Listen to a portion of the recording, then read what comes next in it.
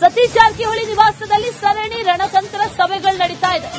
ಮೊನ್ನೆ doctor G Parameshwar Satish Jarkiholi ಸಭೆಯನ್ನ ಮಾಡಿದ್ರು. ಒಂದು 20 ನಿಮಿಷ ಮಾತುಕತೆಯನ್ನ ಕೂಡ ಇಬ್ರು ಕೂಡ ನಡೆಸಿದ್ರು. ಈಗ ನಿನ್ನೆಯೂ ಕೂಡ ಸತೀಶ್ ನಿವಾಸದಲ್ಲಿ ಸಂಜೆ ಟೀ ಪಾರ್ಟಿ, ಮೊನ್ನೆ ಡಿನ್ನರ್ ಆಯ್ತು, ನಿನ್ನೆ ಟೀ ಪಾರ್ಟಿ, ಬ್ರೇಕ್ಫಾಸ್ಟ್, ಸಿಎಂ ವೈರಾಗ್ಯದ ಮಾತು, ಇದೆಲ್ಲದರ ಬಗ್ಗೆ ಇವರಿಬ್ರು ಕೂಡ ಚರ್ಚೆಯನ್ನ ನಡೆಸಿದ್ದಾರೆ. ಸತೀಶ್ ನಿವಾಸದಲ್ಲಿ ಸರಣಿ ಸಭೆಗಳು ನಡೀತಾ ಇದೆ. ಸತೀಶ್ ಜಾರಕಿಹೊಳಿ ಅವರ ನಿವಾಸ ಇದೆಯಲ್ಲ, ಇದು ಕೂಡ ಒಂದು ರೀತಿಯಲ್ಲಿ ಕುತೂಹಲಕ್ಕೆ ಕಾರಣ ಆಗಿರೋದು. ಇಲ್ಲಿ ಬ್ಯಾಕ್ ಟು ಬ್ಯಾಕ್ ಸರಣಿ ಸಭೆಗಳು ನಡೀತಾ ಇದೆ. ಮೊನ್ನೆ ಒಂದು ಮೀಟಿಂಗ್ ಆಯ್ತು, ಗಮನಿಸಿರಬಹುದು. ಅಲ್ಲೂ ಕೂಡ ಈ ಬ್ರೇಕ್ಫಾಸ್ಟ್ ಮೀಟಿಂಗ್ಗೆ ಹೋದಂತ ವಿಚಾರಕ್ಕೆ ಸಂಬಂಧಪಟ್ಟಂತೆ ಚರ್ಚೆಗಳಾದವು. ಈಗ ನಿನ್ನೆಯೂ ಕೂಡ ಚರ್ಚೆಗಳಾಗಿದೆ. ಕೆಸಿ ವೇಣುಗೋಪಾಲ್ ರಾಜ್ಯಕ್ಕೆ ಆಗಮಿಸಿದ ನಂತರದಲ್ಲಿ ಅದರ ಬಗ್ಗೆ ಆಗಿರಬಹುದು, ಅದರ ಜೊತೆಯಲ್ಲಿ ಸಿಎಂ ವೈರಾಗ್ಯದ ಮಾತುಗಳನ್ನಾಡಿದ್ರು, ಅದರ ಬಗ್ಗೆಯೂ ಕೂಡ ಒಂದಷ್ಟು ಚರ್ಚೆಗಳಾಗಿದೆ.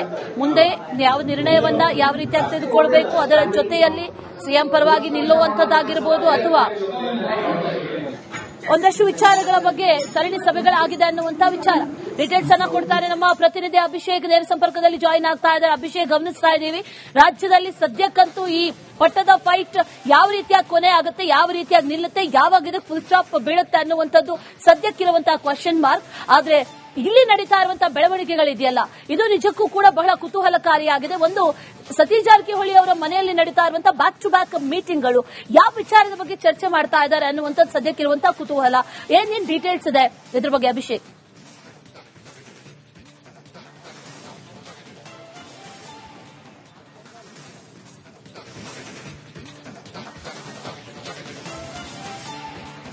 ಅಶ್ವಿನಿ, ಈಗ ಸಿಎಂ ಸಿದ್ದರಾಮಯ್ಯನವರ ಬಣದ ಹೆಡ್ ಆಫೀಸ್ ಪ್ರಾಬಬ್ಲಿ ಈ ಸದ್ದ ಮಟ್ಟಿಗೆ ಸತೀಶ್ ಜಾರಕಿಹೊಳಿ ನಿವಾಸ ಆಗಿದೆ. ಯಾಕೆಂದ್ರೆ ಸತೀಶ್ ಜಾರಕಿಹೊಳಿರವರ ನಿವಾಸದಲ್ಲಿ ಈಗ ಗೃಹ ಸಚಿವರಾಗಿರ್ಬೋದು, ಬೇರೆ ಬೇರೆ ಇಲಾಖೆಯ ಸಚಿವರಾಗಿರ್ಬೋದು, ಅಂದ್ರೆ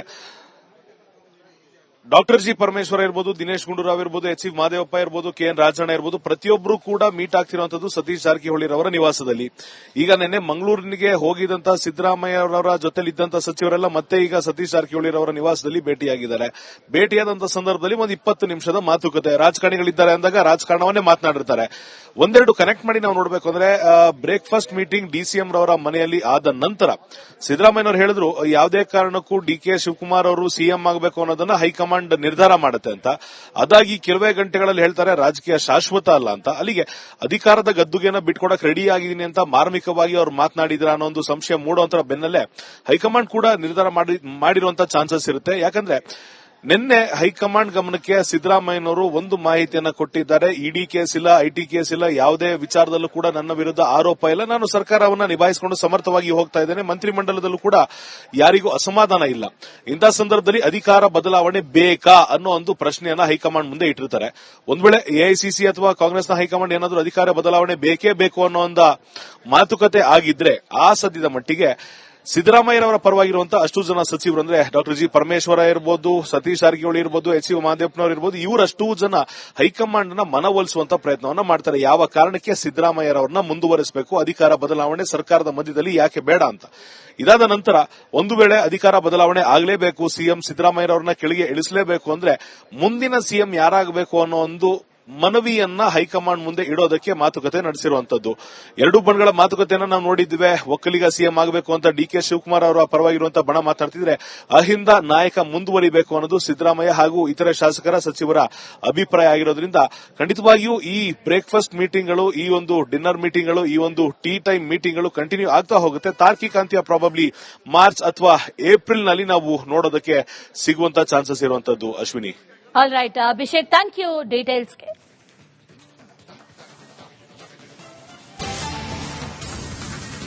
ಸತೀಶ್ ಜಾರಕಿಹೊಳಿ ನಿವಾಸದಲ್ಲಿ ಸರಣಿ ರಣತಂತ್ರ ಸಭೆಗಳು ನಡೀತಾ ಇದೆ.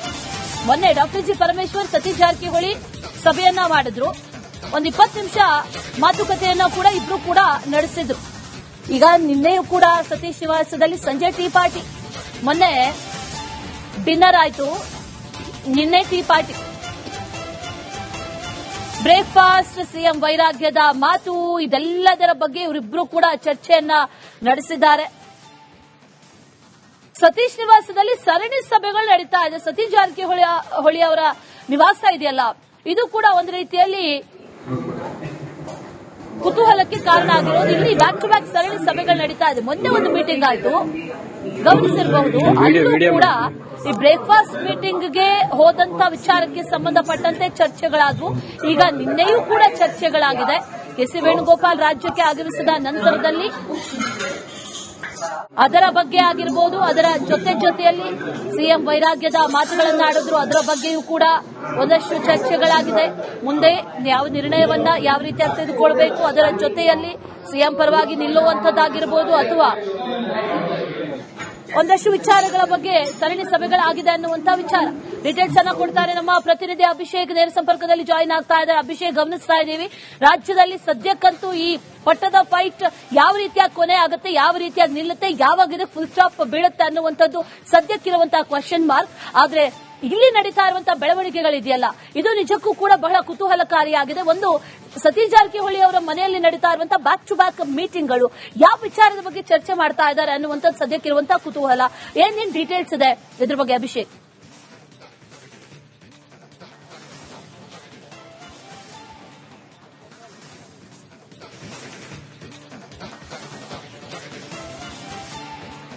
ಅಶ್ವಿನಿ, ಈಗ ಸಿಎಂ ಸಿದ್ದರಾಮಯ್ಯನವರ ಬಣದ ಹೆಡ್ ಆಫೀಸ್ ಪ್ರಾಬಬ್ಲಿ ಈ ಸದ್ದ ಮಟ್ಟಿಗೆ ಸತೀಶ್ ಜಾರಕಿಹೊಳಿ ನಿವಾಸ ಆಗಿದೆ. ಯಾಕಂದ್ರೆ ಸತೀಶ್ ಜಾರಕಿಹೊಳಿರವರ ನಿವಾಸದಲ್ಲಿ ಈಗ ಗೃಹ ಸಚಿವರಾಗಿರ್ಬೋದು, ಬೇರೆ ಬೇರೆ ಇಲಾಖೆಯ ಸಚಿವರಾಗಿರ್ಬೋದು, ಅಂದ್ರೆ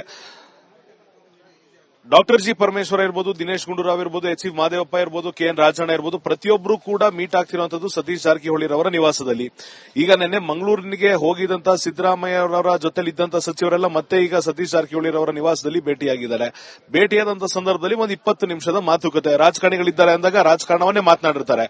ಒಂದೆರಡು ಕನೆಕ್ಟ್ ಮಾಡಿ ನಾವು ನೋಡಬೇಕು ಅಂದ್ರೆ ಬ್ರೇಕ್ಫಾಸ್ಟ್ ಮೀಟಿಂಗ್ ಡಿಸಿಎಂ ರವರ ಮನೆಯಲ್ಲಿ ಆದ ನಂತರ ಸಿದ್ದರಾಮಯ್ಯನವರು ಹೇಳಿದ್ರು, ಯಾವುದೇ ಕಾರಣಕ್ಕೂ ಡಿಕೆ ಶಿವಕುಮಾರ್ ಅವರು ಸಿಎಂ ಆಗಬೇಕು ಅನ್ನೋದನ್ನ ಹೈಕಮಾಂಡ್ ನಿರ್ಧಾರ ಮಾಡುತ್ತೆ ಅಂತ.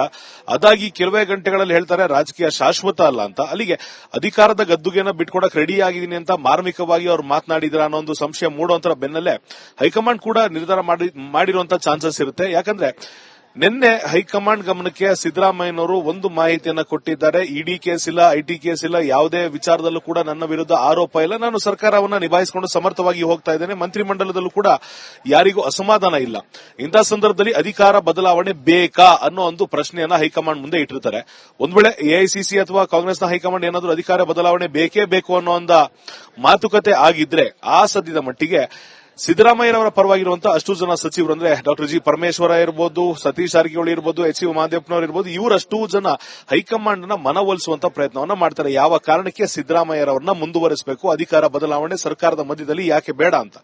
ಇದಾದ ನಂತರ ಒಂದು ವೇಳೆ ಅಧಿಕಾರ ಬದಲಾವಣೆ ಆಗಲೇಬೇಕು, ಸಿಎಂ ಸಿದ್ದರಾಮಯ್ಯರವರನ್ನ ಕೆಳಗೆ ಇಳಿಸಲೇಬೇಕು ಅಂದ್ರೆ ಮುಂದಿನ ಸಿಎಂ ಯಾರಾಗಬೇಕು ಅನ್ನೋ ಒಂದು ಮನವಿಯನ್ನ ಹೈಕಮಾಂಡ್ ಮುಂದೆ ಇಡೋದಕ್ಕೆ ಮಾತುಕತೆ ನಡೆಸಿರುವಂತದ್ದು.